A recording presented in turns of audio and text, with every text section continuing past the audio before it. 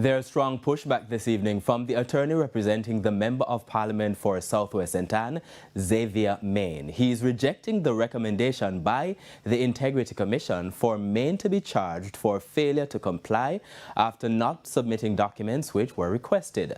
Attorney-at-law Nigel Jones says the Commission's recommendation to charge Mr. Main is baseless and shows that the body has, quote, lost its way, end quote, and is on a fishing expedition.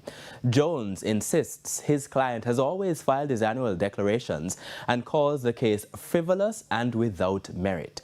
The dispute stems from a request by the Commission for audited financial statements of companies where Mr. Main is a shareholder. Jones argues the law only requires personal declarations, not third-party audits. He also slammed what he called ridiculous demands for details on credit cards linked to companies or cards never used, pointing out that banks already provide yearly statements to the Commission. Jones says the Commission ignored a letter from April last year inviting it to seek a Supreme Court ruling on the legal interpretation at the heart of the disagreement.